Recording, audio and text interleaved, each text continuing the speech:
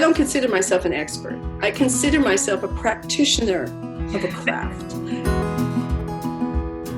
I learn something every time I bake, every class that I teach. I learn something all the time. I feel like the luckiest when I'm teaching because I'm continuing to learn.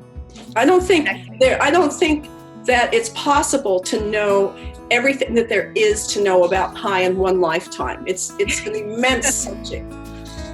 Exactly. But we can try and eat as much as we can, right? Hi, I'm Kate McDermott of Art of the Pie, and you're here in my kitchen at Pie Cottage today in Port Angeles, Washington, and I'm excited to be here with Mel Wanders to be talking pie with you today. I am Melanie Wanders. Most of you have had me in class, know me as Mel. I'm an instructor here at the baking school, and I am in our owner's room in Norwich, Vermont.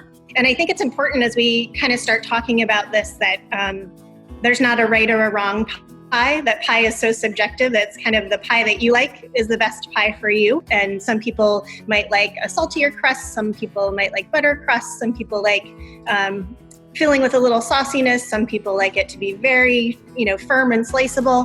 Whatever feels good to you is the best pie for you. I totally agree. I think the main thing is just that that we make pie. We continue to craft. So I'm going to jump in here with one of our first questions, which I think is really good, thickeners in general. What is your preferred fruit pie thickener, tapioca flour or something else? Tapioca, which is either tapioca starch in its floury form or quick cooking tapioca, which I often say is a pie maker's best friend. And I use the tapioca for a lot of the juicy fruit pies. Which would be the categories of berries, cherries, rhubarb, things like that, stone fruits. Also cornstarch. The cornstarch I use for fillings that are going to be cooked on the top of the stove, but I've also used it for a cherry pie because it keeps that nice shining quality. And then I use flour also, and I'll use that in an apple pie or a pear pie. And I've also, if I have a super, super juicy pie, maybe I will take 2 tablespoons of the tapioca and then put a heaping tablespoon of flour in with it too. I tend to like mine a little saucier, and I don't mind if the filling isn't perfectly clear. So I tend to just use a combination or one or the other of flour and cornstarch because I tend to always have them in my pantry.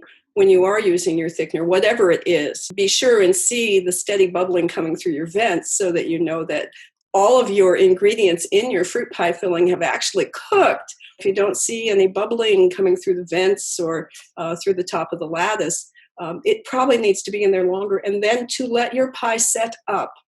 When we're baking pies like that, it's so hard. You see the crust kind of browning, particularly if you use an all butter crust. And then you're thinking, the inside's definitely done, but it's really trying to remember that those thickeners need to come to a full boil to have their maximum thickening power.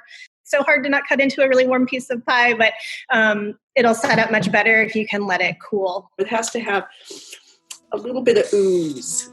Just a little saucy.